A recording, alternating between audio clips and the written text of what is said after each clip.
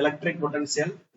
First நம்ம வந்து இந்த பொட்டன்சியல் டிஃபரன்ஸ் அப்படின்னா என்ன அப்படின்றத பார்க்கலாம். ஃபர்ஸ்ட் இந்த ஃபிகர்ல பாத்தீங்க அப்படின்னா ஒரு பிளஸ் கியூன்ற ஒரு சார்ஜ் இருக்கு. அது வந்து ஓ அப்படின்ற ஒரு பாயிண்ட்ல இருக்கு. அதுல இருந்து நம்ம பீன்ற இன்னொரு பாயிண்ட் குறிச்சிருக்கோம். சார்ஜ்ல இருந்து எவ்வளவு டிஸ்டன்ஸ் அப்படின்னா மேக்ஸிமம் நம்ம வந்து ஆர் டிஸ்டன்ஸ் எடுத்துக்கலாம். ஆர் டிஸ்டன்ஸ்ல இன்னொரு பாயிண்ட் பி குறிச்சிருக்கோம். இந்த பீன்ற இந்த பாயிண்ட்ல தான் நம்ம வந்து பொட்டன்சியலை நம்ம டிஃபைன் பண்ண போறோம். எதை டிஃபைன் பண்றதா இருந்தாலும் எலக்ட்ரிக் ஃபீல்டு, எலக்ட்ரிக் பொட்டன்சியல் எதை டிஃபைன் பண்றதா இருந்தாலும் சார்ஜ்ல இருந்து ஒரு குறிப்பிட்ட டிஸ்டன்ஸ்ல இருக்கிற ஒரு பாயிண்ட்ல டிஃபைன் பண்றோம். இப்ப இந்த பாயிண்ட்ல எலக்ட்ரிக் பொட்டன்சியல் எவ்வளவு அப்படின்றத டிஃபைன் பண்றதுக்காக என்ன பண்றாங்கன்னு பாத்தீங்கன்னா, ஒரு இங்க பிளஸ் ஒன்னு போட்டிருக்கா இல்லையா, பிளஸ் ஒன்னுனால என்னது பிளஸ் ஒரு கூலும். பிளஸ் ஒரு கூலும்னா யூனிட் பாசிட்டிவ் சார்ஜ். எப்படி சொல்லணும், நம்ம வந்து யூனிட் பாசிட்டிவ் சார்ஜ். இந்த யூனிட் பாசிட்டிவ் சார்ஜ நம்ம வந்து ஒரு இன்ஃபினைட் டிஸ்டன்ஸ்ல இருந்து எங்க இருந்து கொண்டு வர போறோம், இன்ஃபினைட் டிஸ்டன்ஸ்ல இருந்து இந்த பீன்ற இடத்துக்கு கொண்டு வர்றதுக்கு நம்ம வந்து ஒரு ஒர்க் டன் செய்வோம் வேலை. இந்த ஒர்க் டன் வந்து எதுக்கு ஈக்குவலா இருக்கும் அப்படின்னா இந்த பீன்ற இடத்துல உள்ள பொட்டன்சியலுக்கு ஈக்குவலா இருக்கு. இதுதான் டெஃபினேஷன். இப்ப இது பொட்டன்சியல் டிஃபரன்ஸ் அப்படின்னா அதுக்கு எப்படி டிஃபைன் பண்றோம் அப்படின்னா, டிஃபரன்ஸ்னாலே கண்டிப்பா என்ன வேணும், நமக்கு வந்து ரெண்டு பாயிண்ட். அப்ப ஒரு பாயிண்ட் ஆஃப் பி, இன்னொன்னு வந்து என்னது ஏன்னு எடுத்துக்கிறோம். அப்ப எங்க இருந்து எங்க கொண்டு வர போறோம் அப்படின்னா ஏன்ற புள்ளியில இருந்து அதே பிளஸ் ஒன் கூலும், அதாவது யூனிட் பாசிட்டிவ் சார்ஜ எங்க கொண்டு வர போறோம், பிக்கு கொண்டு வரணும். அதுக்கு நம்ம எவ்வளவு ஒர்க் டன் பண்றோம் அப்படின்றது வந்து பொட்டன்சியல் டிஃபரன்ஸ். இதான் வந்து அந்த definition, potential and potential difference. பொட்டன்சியல்னா எங்க இருந்து கொண்டு வரணும், நம்ம வந்து இன்ஃபினைட் டிஸ்டன்ஸ்ல இருந்து நம்ம எடுத்துக்கிறோம். ஏன்னா வந்து பொட்டன்சியல் ஒரு பாயிண்ட் மட்டும் நம்ம எடுத்துக்கிறதுனால இன்னொரு பாயிண்டா நம்ம இன்ஃபினைட் டிஸ்டன்ஸ் எடுத்துக்கிறோம். பொட்டன்சியல் டிஃபரன்ஸ்ன்ற போது ரெண்டு பாயிண்ட். அப்ப பாயிண்ட் இன்னொரு பாயிண்ட் நம்ம பக்கத்துலயோ எங்க வேணாலும் நம்ம எடுத்துக்கலாம். அது எந்த பாயிண்ட் ரெண்டுக்கு இடையில நமக்கு அந்த டிஃபரன்ஸ் வேணுமோ அந்த பாயிண்ட்ல இருந்து இன்னொரு அந்த ஸ்டார்டிங் பாயிண்ட் அதுக்கு கொண்டு வரக்கூடிய நம்ம எவ்வளவு ஒர்க் டன் பண்றோம் அப்படின்றதுதான் இது. இப்ப இதுல வந்து நமக்கு இது வந்து பாசிட்டிவ் சார்ஜா இருந்துச்சு அப்படின்னா நம்ம செய்யற ஒர்க் வந்து என்னவா இருக்கும்னா பாசிட்டிவா இருக்கும். இந்த சார்ஜ் நெகட்டிவா இருந்துச்சு அப்படின்னா செய்யற ஒர்க் என்னவா இருக்கும், நெகட்டிவா இருக்கும். ஏன் அப்படின்னா இப்ப நம்ம பாசிட்டிவ் சார்ஜ் தான் நம்ம கொண்டு வர போறோம். அப்ப ஆட்டோமேட்டிக்கா என்ன ஆகுது அப்படின்னா இது வந்து அட்ராக்ட் பண்ணும். அப்ப வந்து நம்ம வந்து எடுத்துட்டு வர்றதுக்கு இது வந்து என்ன செய்யும் அப்படின்னா அட்ராக்ட் பண்ணும். அப்ப வந்து அதனாலதான் நம்ம வந்து நெகட்டிவ் சார்ஜ் இருந்தா பொட்டன்சியல நம்ம இதுல போடுறோம், மைனஸ்ல போடுவோம். பாசிட்டிவ் சார்ஜ் இருந்தா பொட்டன்சியல் வந்து பிளஸ்ல வரும்.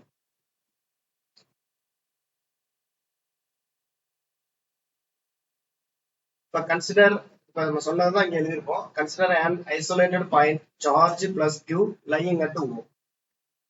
A and B are 2 points in its electric field.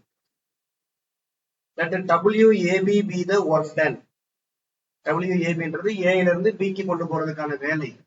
அது வந்து என்ன சொல்றாங்க, an external agent in moving a unit positive charge from A to B. WAB-ன்றது என்ன அப்படின்னா A ல இருந்து B க்கு ஒரு யூனிட் பாசிட்டிவ் சார்ஜ நகர்த்துறதுக்கு செய்யற வேலை. எக்ஸ்டர்னல் ஏஜென்ட வச்சுதான் நம்ம நகர்த்த முடியும். அதுவா என்ன பண்ணாது, நமக்கு நகராது. இப்ப we may define, எப்படி டிஃபைன் பண்றோம் அப்படின்றா, the potential difference between 2 points in an electric field as the amount of work done in moving a unit positive charge from one point to the other against electric forces. Against electric forces னா இப்போ உதாரணமா இங்க positive இருந்துச்சுன்னா இந்த plus 1c நகர்த்தும் போது இதுக்கு ரெண்டுக்கு இடையில என்ன செயல்படும், ரிபல்சிவ் ஃபோர்ஸ் செயல்படும். அதுவே நெகட்டிவ் இருந்துச்சுன்னா அட்ராக்டிவ் ஃபோர்ஸ் செயல்படும். அதுக்கு அகைன்ஸ்டா நம்ம வந்து வேலை செய்யற மாதிரி இருக்கும். அப்ப வந்து வேலையை வந்து WAB ஈக்குவல் டு எப்படி எழுதலாம் அப்படின்னு பாத்தீங்கன்னா VB மைனஸ் VA எழுதலாம். VBன்றது என்ன, பொட்டன்சியல் அட் Bன்ற புள்ளியில இருக்கக்கூடிய பொட்டன்சியல். Vன்றது ஏன்ற புள்ளியில இருக்கக்கூடிய பொட்டன்சியலோட அளவு. இப்ப ரெண்டையும் கழிச்சோம் அப்படின்னா நமக்கு வந்து பொட்டன்சியல் டிஃபரன்ஸ் கிடைச்சிடும். இப்ப VB minus VA, WAB equal to. அப்புறம் இதெல்லாம் நமக்கு தெரிந்த விஷயம் தான். The SI unit of the potential difference என்னது, பொட்டன்சியல் டிஃபரன்ஸ்க்கான SI யூனிட் வந்து வோல்ட். பொட்டன்சியல் வந்து என்ன ஃபங்க்ஷன் அப்படின்னா இது ஒரு ஸ்கேலர் ஃபங்க்ஷன். பொட்டன்சியல் அப்படின்னு வந்துட்டாலே உங்களுக்கு என்னதான் வரும், ஸ்கேலர் தான். அது எந்த பொட்டன்சியலா இருந்தாலும் சரி, எலக்ட்ரிக் பொட்டன்சியல், வேற என்ன பொட்டன்சியல் இருக்கு, கிராவிடேஷனல் பொட்டன்சியல் பார்த்துருக்கோம். இது மாதிரி பொட்டன்சியல் வந்தாலே அது மாதிரி பொட்டன்சியல் எனர்ஜி வந்தாலும் சரி, பொட்டன்சியல் வந்தாலும் சரி, வேர்டு நமக்கு வந்து என்னது ஸ்கேலர். ஃபீல்டு அப்படின்னு வந்துச்சு அப்படின்னா வெக்டர், ஃபோர்ஸ் அப்படின்னாலும் வெக்டர் தான். அடுத்து வோல்ட்டுக்கான டிஃபைன். வோல்ட் எப்படி டிஃபைன் பண்றாங்க அப்படின்னு பாத்தீங்கன்னா, இப்ப நம்ம பொட்டன்சியல் டிஃபரன்ஸ் டிஃபைன் பண்றோம் இல்லையா, அந்த டிஃபைனேஷன் அப்படியே நம்ம எடுத்துக்கலாம். இப்ப எடுத்துட்டு the potential difference between 2 points in an electric field is the amount of work done in moving unit positive charge from one point to the other against electric forces. இந்த மாதிரி நம்ம வந்து வேலை செய்யும் போது அந்த வேலையோட அளவு வந்து எவ்வளவு இருக்கணும், ஒரு யூனிட்டா இருந்தா, அதாவது ஒரு ஜூலா இருந்தா. அதான் இதே மாதிரி ரெண்டு புள்ளிக்கு இடையில நம்ம என்ன பண்றோம், ஒரு புள்ளியில இருந்து இன்னொரு புள்ளிக்கு யூனிட் பாசிட்டிவ் சார்ஜ் நகர்த்துறோம். நகர்த்துறதுக்கு எவ்வளவு வேலை செய்யறோமோ அந்த வேலையை என்ன சொல்றோம், பொட்டன்சியல் டிஃபரன்ஸ் சொல்றோம். ரைட்டா? இப்ப அதே ஒரு வோல்ட்டுக்கான டிஃபைன் பண்ணோம்னா, நம்ம ரெண்டு புள்ளிக்கு இடையில நகர்த்தும் போது செய்யப்பட்ட வேலையோட அளவு வந்து எவ்வளவு இருந்தா, ஒரு ஜூலா இருந்தா அது ரெண்டுக்கு இடைப்பட்ட பொட்டன்சியல் டிஃபரன்ஸ் எவ்வளவா இருக்கும், ஒரு வோல்ட்டா இருக்கும். அவ்வளவுதான். அந்த டிஃபரன்ஷியல்ல என்ன மாத்திரம் அப்படின்னா ஒரு டன்னா ஒரு ஜூலா மாத்திக்கிறோம். அப்போ வோல்ட் என்ன ஆயிருது, ஒரு ஜூல் வோல்ட் ஆயிரும். பொட்டன்சியல் டிஃபரன்ஸும் ஒரு வோல்ட் ஆயிரும். இதுதான். இப்ப இதே மாதிரி நம்ம எலக்ட்ரிக் பொட்டன்சியல் டிஃபைன் பண்ணலாம். எலக்ட்ரிக் பொட்டன்சியல் டிஃபைன் பண்ணும்போது ரெண்டு பாயிண்ட் கிடையாது, ஒரே பாயிண்ட். இப்ப இன்னொரு பாயிண்ட் எதை எடுத்துக்கிறோம் நம்ம வந்து, பொட்டன்சியல் டிஃபரன்ஸ்ல பியும் ஏல இருந்து ஏக்கு நகர்த்துறோம். பொட்டன்சியல் ஜெனரலா சொல்லும் போது இன்ஃபினைட்ல இருந்து நகர்த்துறோம். எங்க இருந்து நகர்த்துறோம், இன்ஃபினைட் டிஸ்டன்ஸ்ல இருந்து நகர்த்துறோம். அவ்வளவுதான். டெஃபினிஷன்ல வேற எந்த சேஞ்சும் கிடையாது. இப்ப பாத்தீங்கன்னா தெரியும், the electric potential at a point is defined as the amount of work done in moving unit positive charge தான். அதேதான். ஆனா எங்க இருந்து நகர்த்துறோம், from infinity to that point. இதுக்கும் பிக்சர் அதே மாதிரி தான். ஒரு ஓன்ற புள்ளியில கியூன்ற ஒரு சார்ஜ் இருக்கு. இதுல இருந்து ஆர் தொலைவுல ஒரு புள்ளி எடுத்துக்கிறீங்க, அதை நீங்க பீன்னு எடுத்துக்கலாம். இந்த புள்ளியில நீங்க பொட்டன்சியல் கண்டுபிடிக்கணும்னா என்ன பண்ணணும் அப்படின்னு பாத்தீங்கன்னா, ஒரு யூனிட் பாசிட்டிவ் சார்ஜ எங்க இருந்து நகர்த்தணும், இன்ஃபினைட் டிஸ்டன்ஸ்ல இருந்து இங்க கொண்டு வரணும். இங்க கொண்டு வர்றதுக்கு நீங்க எவ்வளவு ஒர்க் டன் பண்றீங்களோ, இந்த ஒர்க் டன் யாருக்கு ஈக்குவலா இருக்கும் அப்படின்னா இந்த பீன்ற புள்ளியில உள்ள பொட்டன்சியலுக்கு ஈக்குவல். பொட்டன்சியல் டிஃபரன்ஸ்னா ரெண்டு பாயிண்ட் எடுத்துக்கிறோம். இன்ஃபினைட்டுக்கு பதிலா இங்க பக்கத்துல ஒரு பாயிண்ட் வந்துடும். இதுதான் வந்து இது. அடுத்த potential at a point near an isolated positive charge is என்னது, பாசிட்டிவ். அதான் பாசிட்டிவ் சார்ஜோட பொட்டன்சியல் என்னவா இருக்கும், பாசிட்டிவ். நெகட்டிவ் சார்ஜோட பொட்டன்சியல் என்னவா இருக்கும், நெகட்டிவ். அவ்வளவுதான்.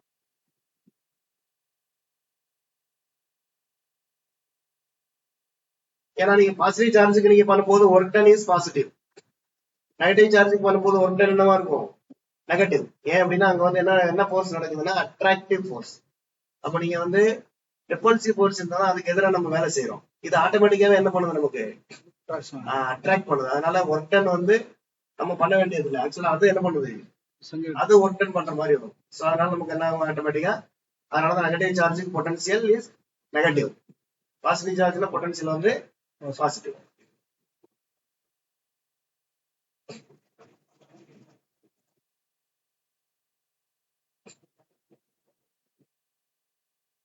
இப்ப அடுத்து நம்ம பார்க்க போறது equipotential surface. Equipotential சர்ஃபேஸ்ல என்ன, இது தமிழ்ல வந்து ஈக்வி பொட்டன்சியல். ஈக்வின்றது ஈக்குவல் தான், வேற ஒன்றும் கிடையாது. எப்படி சொல்லலாம், சம மின்னழுத்த பரப்பு. Equipotential surface. Equipotential சர்ஃபேஸ்னா என்ன அப்படின்னா, ஒரு சர்ஃபேஸ்ல இருக்கக்கூடிய எல்லா இடத்துலயும் பொட்டன்சியல் எப்படி இருக்கணும், சேமா இருக்கணும். ஒரு சர்ஃபேஸ் எடுத்துக்கிறீங்கன்னா அந்த சர்ஃபேஸ் ஃபுல்லா எப்படி இருக்கணும், பொட்டன்சியல் வந்து சேமா இருந்தா அந்த சர்ஃபேஸ்க்கு என்ன பேரு, ஈக்வி பொட்டன்சியல் சர்ஃபேஸ். இவ்வளவுதான். அது இப்ப all the points of a surface are at the same electric potential. This surface is called an equipotential surface. இப்போ ஒரு இந்த case of an isolated point charge. Isolated point chargeனா ஒரு சிங்கிள் பாயிண்ட் சார்ஜ் எடுத்துக்கிறீங்க.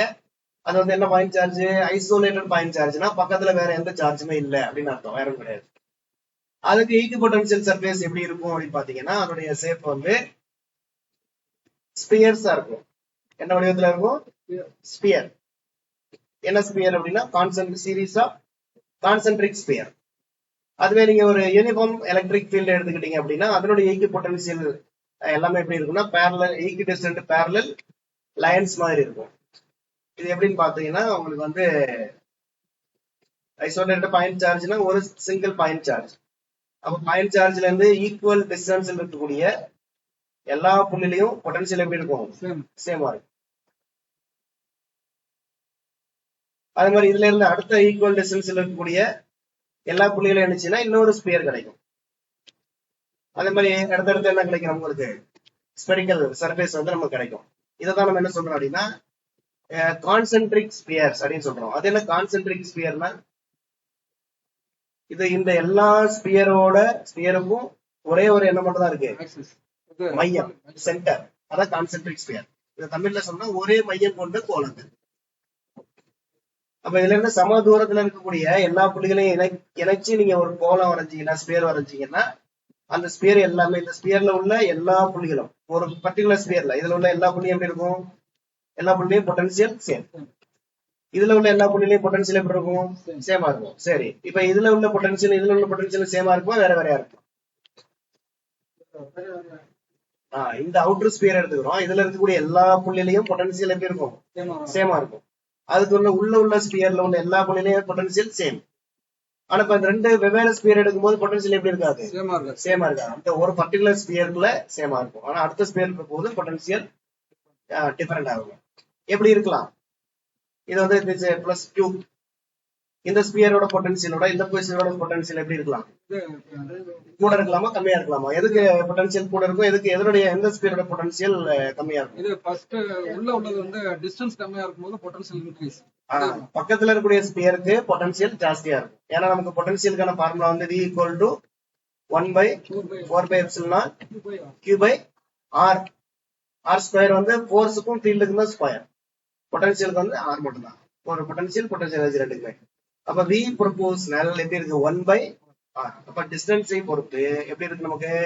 Inversely. அப்ப சார்ஜ்ல இருந்து பக்கத்துல இருக்கக்கூடிய ஸ்பியருக்கு பொட்டன்சியல் ஜாஸ்தியா இருக்கும். தூரம் போக போக ஸ்பியர்ல ஜென்ரலாவே சார்ஜ் வந்து பக்கத்துல பொட்டன்சியல் ஜாஸ்தியாகும். போக போக பொட்டன்சியல் என்ன பண்ணும்? நமக்கு குறைந்து கொண்டே வரும். எலக்ட்ரிக் ஃபீல்டு அதே மாதிரிதான். பட் எலக்ட்ரிக் ஃபீல்டு கொஞ்சம் ஃபாஸ்டா குறையும். ஏன்னா அது வந்து 1/r². வேகமா குறையும். இன்னும் டைபோல்னா இன்னும் ஃபாஸ்டா ஃபீல்டு குறையும். ஏன்னா 1/r3. பொட்டன்சியலுக்குமே டைபோல் வந்து டைபோலோட பொட்டன்சியல் போது இன்னும் அதுவும் வந்து அந்த r² வந்துடும். அதுவும் வந்து உங்களுக்கு வேகமா குறையும். அடுத்து இது வந்து பாயிண்ட் சார்ஜுக்கு கான்சென்ட்ரிக் ஸ்பியர். இதை அனலைஸ் பண்ணிக்க. பாயிண்ட் சார்ஜோட ஈக்கி பொட்டன்சியல் சர்ஃபேஸ் எப்படி இருக்கும்னா கான்சென்ட்ரிக் ஸ்பியரா இருக்கும். அதுவே யூனிஃபார்ம் எலக்ட்ரிக் ஃபீல்டு அப்படின்னா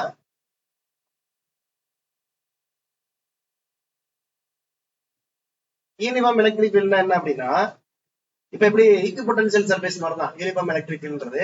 இப்ப நீங்க வந்து ஒரு ஏரியா எடுக்கிறீங்க. இந்த ஏரியாவில் உள்ள எல்லா இடத்துலயும் என்னவா இருக்கும்?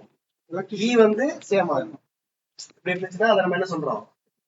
யூனிஃபார்ம் எலக்ட்ரிக் ஃபீல்டு அப்படின்னு சொல்றோம்.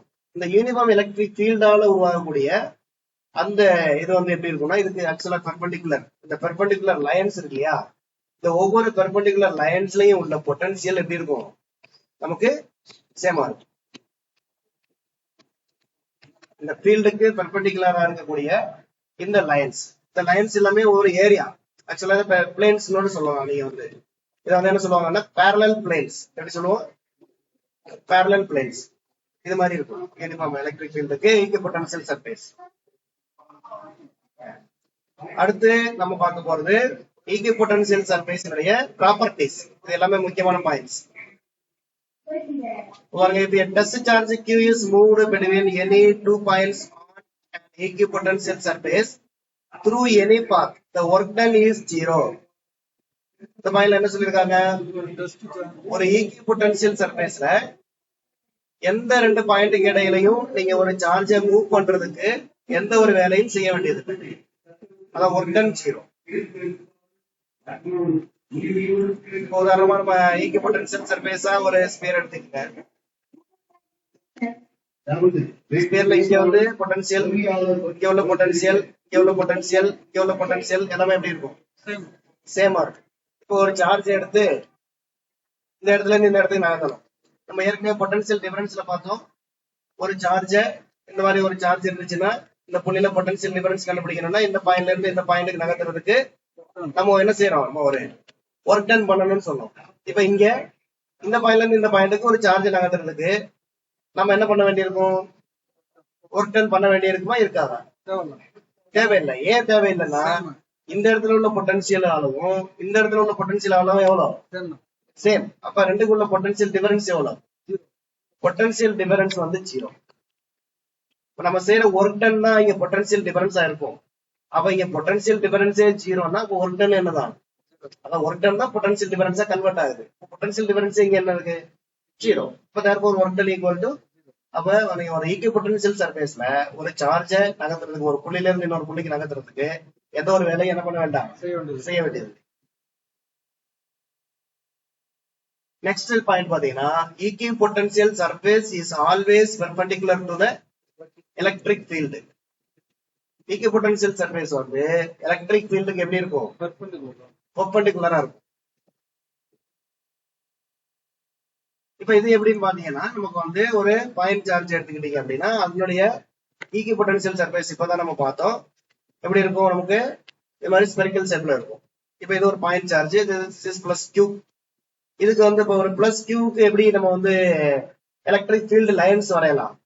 எலக்ட்ரிக் ஃபீல்ட் லைன்ஸ் எப்படி இருக்கும், பிளஸ் கியூக்கு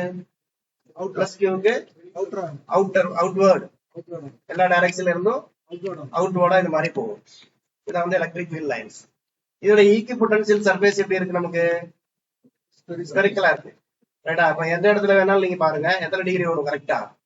எலக்ட்ரிக் ஃபீல்டுக்கு இந்த சர்ஃபேஸ் வந்து எத்தனை டிகிரில இருக்கும் கரெக்டா, 90 டிகிரில இருக்கும். அப்ப ஈக்குவல் பொட்டன்சியல் சர்ஃபேஸ் வந்து யாருக்கு பெர்பெண்டிகுலரா இருக்கும், is always perpendicular to the electric field. Electric ஃபீல்டுக்கு பெர்பெண்டிகுலரா இருக்கும். அடுத்த தேர்ட் பாயிண்ட் என்ன சொல்றாங்க அப்படின்னா equal potential surfaces indicate regions of strong or weak electric field. என்ன சொல்றாங்க, equal potential surfaces indicate regions of strong or weak electric field சொல்லிட்டு அதுக்கப்புறம் என்ன சொல்றாங்க அப்படின்னா equal potential surfaces are closer in the regions of strong electric field. அப்படின்னா என்ன அர்த்தம் அப்படின்னா ஒரு இடத்துல எலக்ட்ரிக் ஃபீல்டு ஸ்ட்ராங்கரா இருந்தா அந்த இடத்துல நிறைய ஈக்குவல் பொட்டன்சியல் சர்ஃபேஸ் இருக்கும், நெருக்கமா இருக்கும். அதுவே எனக்கு உங்களுக்கு எலக்ட்ரிக் ஃபீல்டு கம்மியா இருந்துச்சுன்னா அங்க ஈக்குவல் பொட்டன்சியல் சர்ஃபேஸ் எப்படி இருக்கும், இடைவெளி விட்டு இருக்கும். அதான் மீனிங். அடுத்து two equal potential surface cannot intersect. எப்படி நம்ம வந்து எலக்ட்ரிக் ஃபீல்ட் லைன்ஸ் வந்து நமக்கு இன்டர்செக்ட் ஆகாதோ அதே மாதிரி ஈக்குவல் பொட்டன்சியல் சர்ஃபேஸ் ஒன்றை என்ன பண்ணிக்காது, இன்டர்செக்ட் பண்ணிக்காது. ஏன் இன்டர்செக்ட் பண்ணிக்காது, ஈக்குவல் பொட்டன்சியல் சர்ஃபேஸ் ரெண்டு வேற வேற ஈக்குவல் பொட்டன்சியல் சர்ஃபேஸ் நம்ம ஏற்கனவே பார்த்தோம். இப்ப இது ஒரு ஈக்குவல் பொட்டன்சியல் சர்ஃபேஸ், இது ஒரு ஈக்குவல் பொட்டன்சியல் சர்ஃபேஸ். இப்ப ரெண்டு இன்டர்செக்ட் பண்ணிக்காதுன்னு ஏன் சொல்றோம், என்ன ரீசன் அப்படின்னா இப்ப இதுல உள்ள பொட்டன்சியல் வேற, இதனுடைய பொட்டன்சியல் வேற. ரெண்டு இன்டர்செக்ட் பண்ணிட்டா என்ன அர்த்தம், ஒரு சேம் பொட்டன்ஷியல். ரெண்டு இன்டர்செக்ட் பண்ணுச்சுன்னா இன்டர்செக்ட் பண்ற இடத்துல ரெண்டோட பொட்டன்சியல் என்னவா இருக்கணும், சேமா இருக்கணும். எப்படி சேமா இருக்க முடியுமா, ஏன்னா இதோட பொட்டன்சியல் வேற, இதோட பொட்டன்சியல் வேற. அப்ப ரெண்டு ஒண்ணு வெட்டுதுன்னா ரெண்டு பொட்டன்சியல் என்னவா இருக்கணும், சேமா இருக்கணும். இது வேற தூரத்துல இருக்கு, அது வேற தூரத்துல இருக்கிற ரெண்டு பொட்டன்சியல் எப்படி சேமா இருக்குமா, இருக்கிறதுக்கான சான்சஸ் கிடையாது. சோ அதனால ஈக்குவல் பொட்டன்சியல் சர்ஃபேஸ் வந்து என்ன பண்ண ஒன்று இன்டர்செக்ட் பண்ணாது, cannot intersect.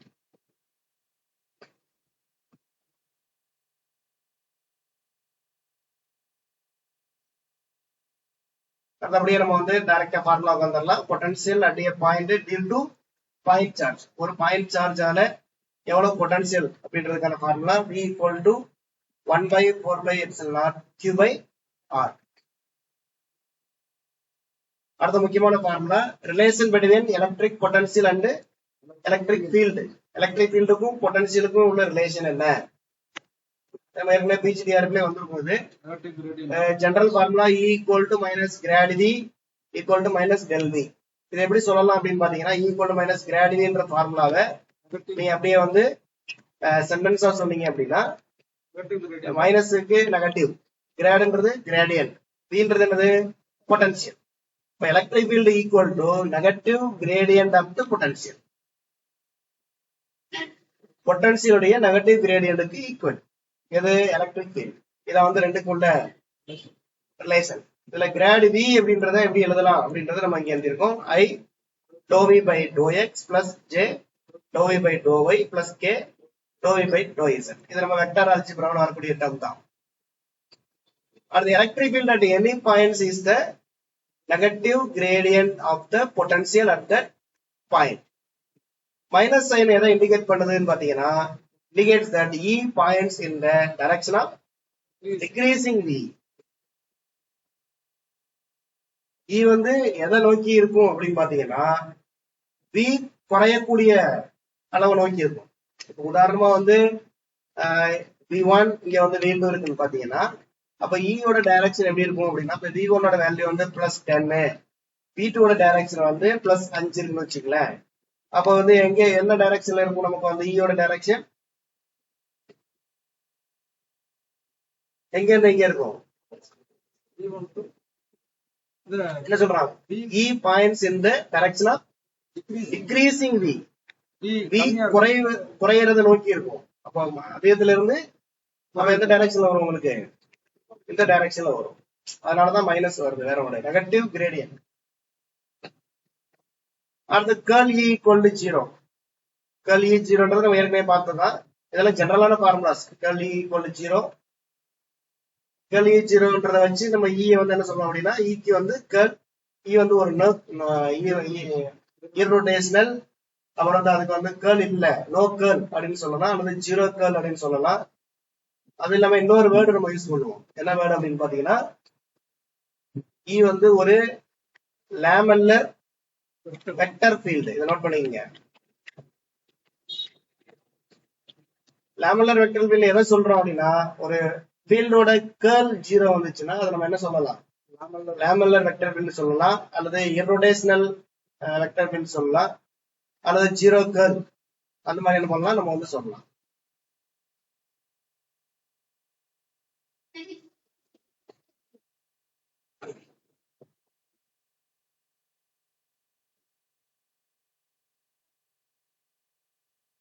அது இதுலயே ஒரு ஃபார்முலா இல்லைங்க. அந்த EQ VQ உள்ள ரிலேஷனை நம்ம வந்து சிம்பிளா எப்படி சொல்றோம் அப்படின்னு பாத்தீங்கன்னா இப்ப வந்து இது வந்து ஈக்குவல் டு மைனஸ் கிராட் வின்றது 3 டைமென்ஷன்ல சொல்லியிருக்கோம். அதுவே சிங்கிள் டைமென்ஷன்ல சொல்லணும் அப்படின்னா எப்படி சொல்லலாம், என்னது equal to minus dV by dx அப்படின்னு சிம்பிளா சொல்லலாம். இந்த ஃபார்முலா இருக்கு. இது வந்து என்ன எத்தனை டைமென்ஷன்னா ஃபார் ஆமா 1 டைமென்ஷன். அதை எக்ஸ் டைரக்ஷன்ல மட்டும் நம்ம சொல்றோம்.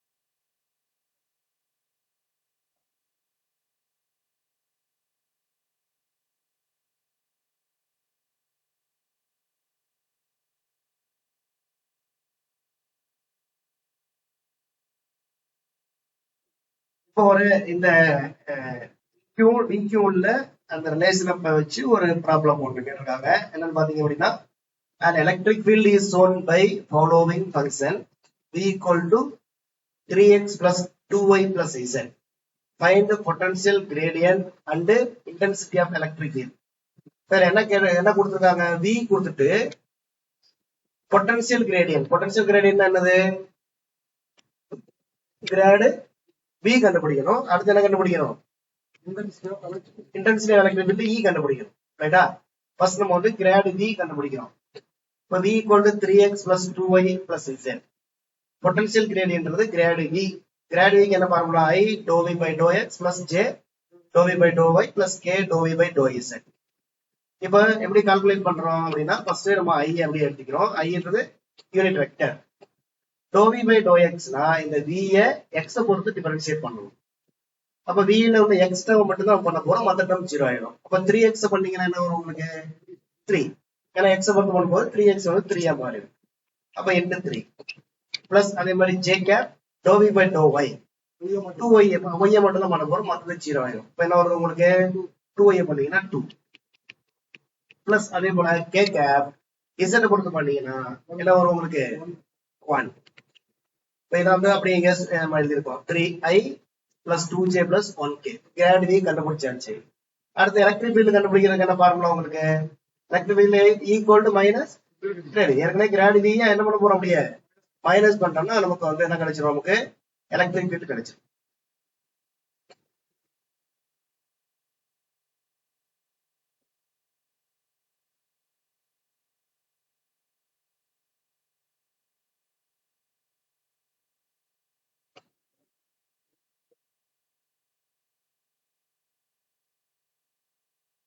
இப்போ நெக்ஸ்ட் நம்ம potential and field due to an electric dipole. இதுல நம்ம ஏற்கனவே ஃபீல்டு எலக்ட்ரிக் டைபோலுக்கான field due to an electric dipole நம்ம பார்த்துட்டோம். பொட்டன்சியல் மட்டும் நம்ம பார்க்க போறோம். எலக்ட்ரிக் டைபோலால ஏற்படக்கூடிய பொட்டன்சியல். இதுல வந்து நம்ம வந்து v equal to 1 by 4 by epsilon p cos theta by r square அல்லது v equal to 1 by 4 by epsilon p, this is p vector dot r cap by r square. இது எதுக்கான formula அப்படின்னு பாத்தீங்கன்னா potential due to dipole at any point அதுக்கான formula. இது ரெண்டுமே இதுல p cos theta by r square p dot r cap by r square ரெண்டுமே ஒண்ணுதான். இது வந்து ஸ்கேலர் ஃபார்ம், இது வந்து என்ன ஃபார்ம்னா vector form.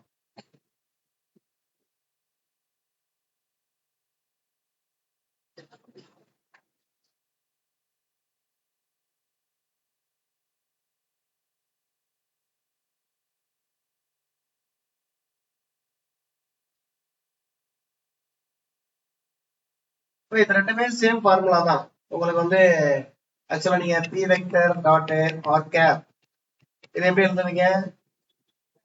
a vector dot b vector formula இருக்குல்ல, அதன்படி சொல்லுங்க பார்க்கலாம். என்ன வரும்?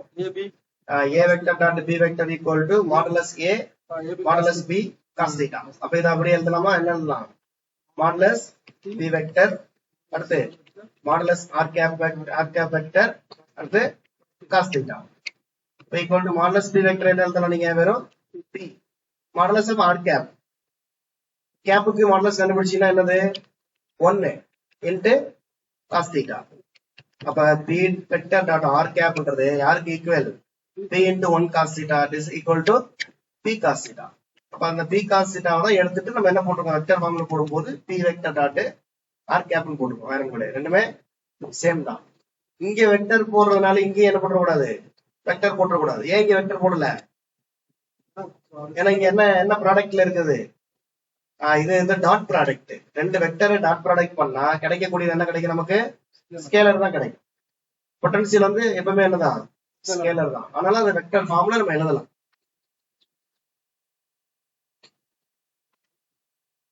அடுத்து இதுல ஸ்பெஷல் கேசஸ். இது வந்து potential due to dipole at any point, எந்த ஒரு பாயிண்ட்டுக்குமான பொட்டன்சியல் வேல்யூ இது. இப்ப நம்ம ஸ்பெஷல் கேசஸ்ல நம்ம வந்து ஒரு 3 இடங்கள் கண்டுபிடிக்க போறோம். ஒண்ணு என்னன்னு பாத்தீங்கன்னா ஆக்சியல் லைன்ல. ஆக்சியல் லைன்னால தீட்டா ஈக்குவல் என்னது உங்களுக்கு? 0 டிகிரி. அதுக்கப்புறம் அதே மாதிரி ஆக்சியல் லைன்ல இது வந்து பாசிட்டிவ் சார்ஜ் சைடு, இது என்னது நெகட்டிவ் சார்ஜ் சைடு. ஆக்சுவலா உங்களுக்கு வந்து டைபோல் அப்படின்னா என்ன இருக்கும்? உங்களுக்கு மைனஸ் கியூ இருக்கும், பிளஸ் கியூ இருக்கும். சென்டர் வந்து என்னது? ஓ. இப்போ வந்து இந்த ஃபார்முலா அட் எனி பாயிண்ட்டுக்கான ஃபார்முலா வந்து என்ன பண்ணிருக்காங்கன்னு பாத்தீங்கன்னா உங்களுக்கு வந்து இப்படி எடுத்திருப்பாங்க. இந்த இடத்துல எடுத்துட்டு இதை வந்து என்ன வச்சிருப்பான்? தீட்டான்னு வச்சிருப்போம். இப்ப நம்ம என்ன பண்ண போறோம்? நம்ம வந்து ஆக்சியல் லைன் இங்கிட்டும் ஆக்சியல் லைன் தான், இங்கிட்டும் உள்ளது தான் ஆக்சியல் லைன் தான். அதான் இந்த டைபோலோட இணைக்கக்கூடிய கோட்லயே போகக்கூடிய லைனுக்கு பேர் ஆக்சியல் லைன் பேர். ஆக்சியல் லைன்ல பிளஸ் கியூக்கு பக்கத்துல ஒரு புள்ளி எடுத்துக்கிறீங்க. இந்த இடத்துல ஒரு புள்ளி எடுக்கலாம், அல்லது எங்க எடுக்கலாம்? மைனஸ் கியூ பக்கத்துல ஒரு புள்ளி எடுத்துக்கலாம். இப்ப இந்த இடத்துல நீங்க புள்ளி எடுத்தீங்க அப்படின்னா தீட்டா என்ன வரும்?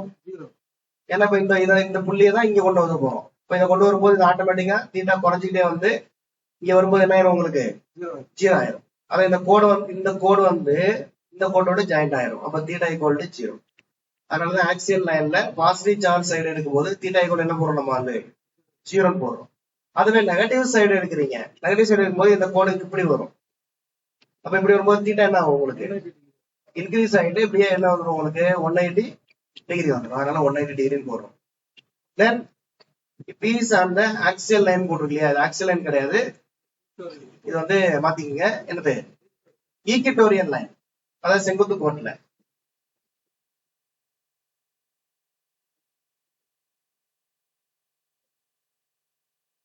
ஈக்வட்டோரியல் லைன், ஆக்சியல் எடுத்து அழிச்சிட்டு ஈக்வட்டோரியல் லைன் போடுங்க. ஆக்சியல்ன்றத நல்ல அழிச்சிருங்க.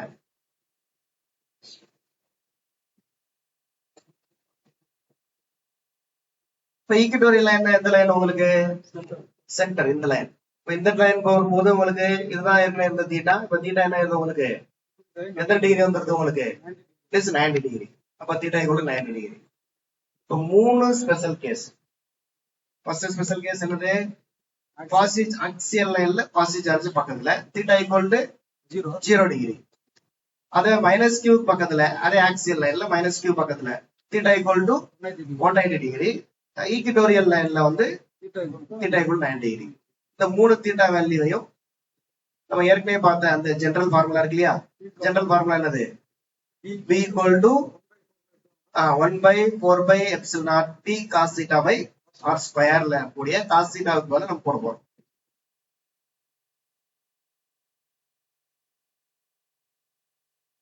cos 0 எவ்வளோ? 1. cos 180 -1. cos 90 0. அது அப்படியே அப்ளை பண்ணீங்கன்னா உங்களுக்கு ஆன்சர் வரப்போகுது.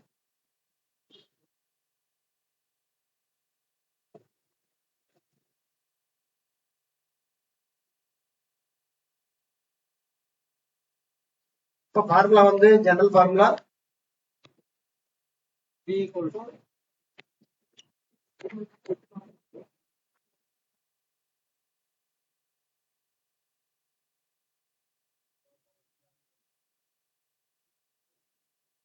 V equal to 1/4 epsilon naught P cos theta by R square.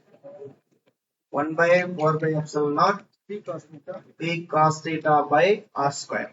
அப்ப theta போல 0 போட்டீங்கன்னா cos 0 இது வந்து என்ன உங்களுக்கு 1 equal to 1/4 epsilon naught P by R square. அது theta போல 180 டிகிரி போட்டீங்கன்னா V equal to 1/4 epsilon naught P cos theta வந்து cos 180 டிகிரி, அதோட வேல்யூ வந்து -1/R square. அப்ப equal to -1/4 epsilon naught P by R square.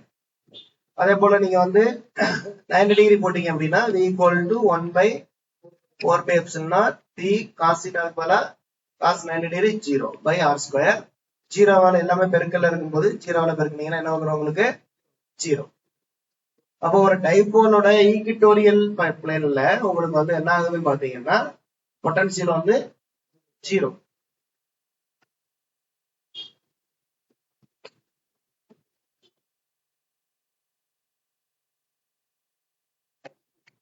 This is minus Q, this is plus Q, this is O. இப்போ இந்த லைன்ல ஃபுல்லா centre லைன்ல ஃபுல்லாவே ஈக்குவல் என்னவா இருக்கும்? 0 தான். இதாவது நீங்க ஒரு லைன் போட்டீங்க அப்படின்னா சரி, ஒரு பிளேனை வந்து நீங்க இடையில கட் பண்ணாலும் சரி என்னதான் வரும்? அங்க ஃபுல்லாவே பொட்டன்ஷியல் இஸ் 0.